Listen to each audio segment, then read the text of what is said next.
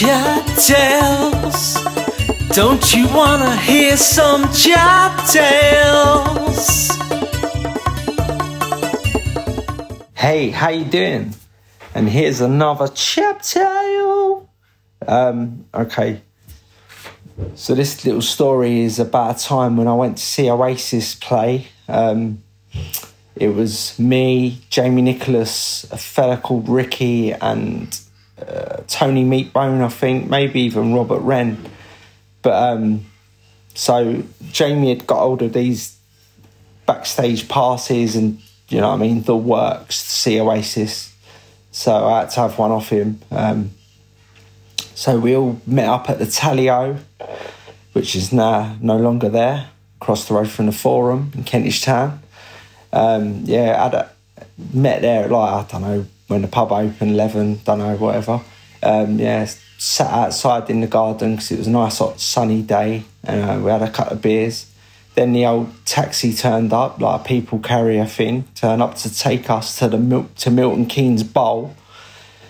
So went up there, travelled up there, yeah, nice. Stopped off at a Services, got some more beers from the Services, which is a bit mental, getting beer on a motorway Services.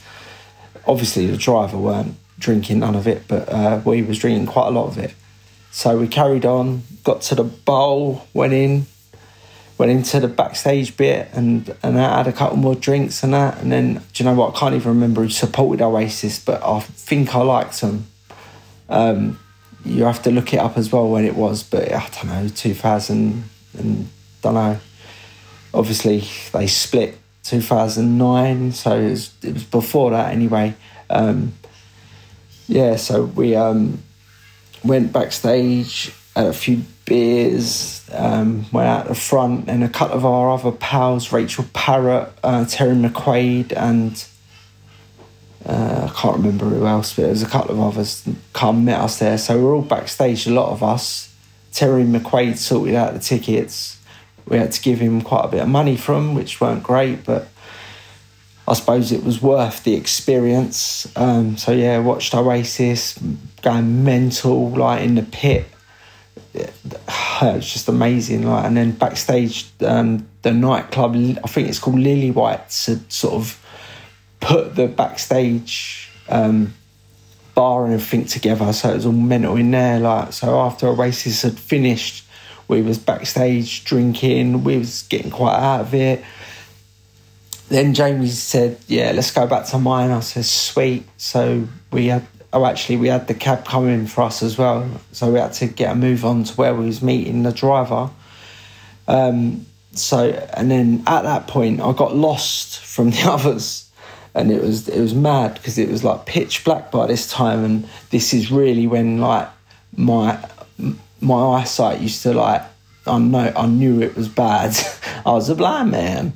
So I was in the car park, and I was just wandering around, like bumping into cars, bumping into people. I was getting quite worried, actually, because I was all the way in Milton Keynes, and I just thought to myself, if I don't get in this sherbet, I do not know how I'm getting home. I probably would have just gone and slept under a tree or something and tried to work it out in the morning, you know what I mean, in the daylight and that.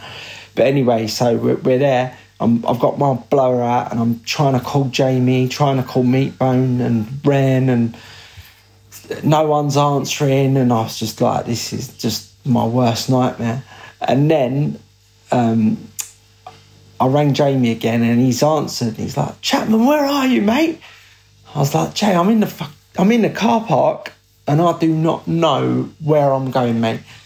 So Jamie said, look up.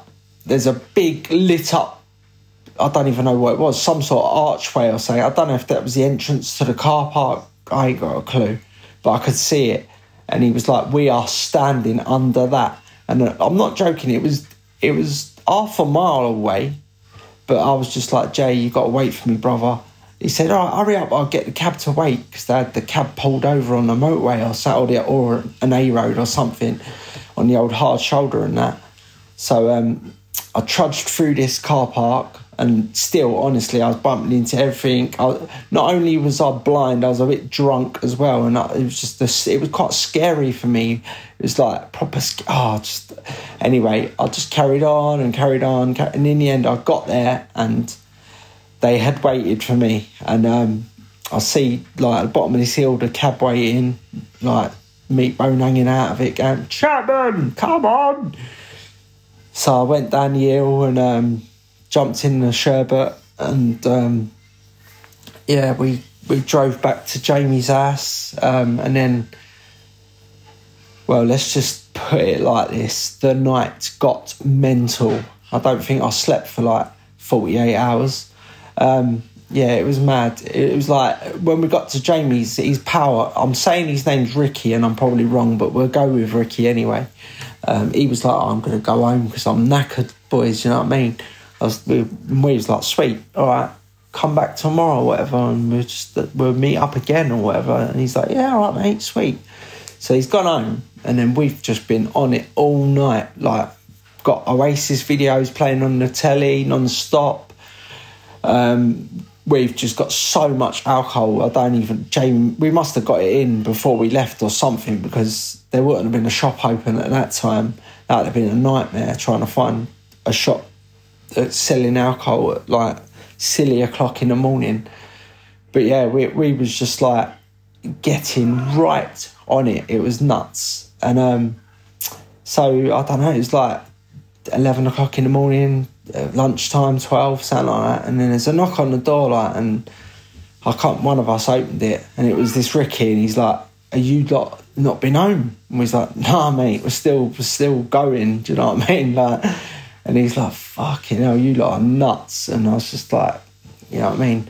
When Oasis sets you up for a mental night, you're going to be going until you can't go no more. And I think that probably would have been the next morning. Saying that, I was a bloody lightweight, and people could just carry on into the next day. Usually I used to do like my little escape route. The amount of times, like, it was funny because Jamie used to always lock his door with like the bolt, and once you was in. And I can remember, I don't know if it was this time, but no, it weren't this time, it was another time, but I was like, I can't go home, I'm out of it, I need to just go home to bed. Like, and Jamie wouldn't give keys out to no one. That was it. Once you was in. And I thought, he was telling me to go up to like one of the rooms in his house and just go to sleep in one of the beds. And I thought, that's not good, because people that go sleep in Jamie's house get Tabascoed. And that's another story. But this one evening, like, at the top of his stairs, he had this little window, and if you opened it and climbed out of it, or it might have been from his bathroom. No, it's top of the stairs. Yeah, there's a little window. We climbed out of it, and then there was like his shed roof is like just outside the window, and then you had a bit of a drop, like, I don't know, it weren't that high, 6-7 foot. But I remember this time I just opened that window, climbed out the window, dropped down off the shed roof, and then walked home, which was just across the road. But yeah, that was funny. Like, people saying like, where's Chapman?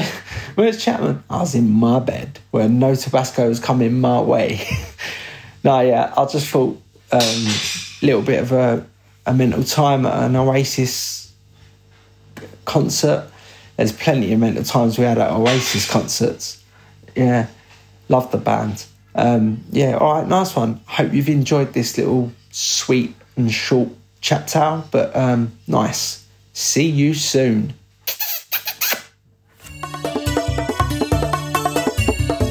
Chat tales. Don't you wanna hear some chat tales?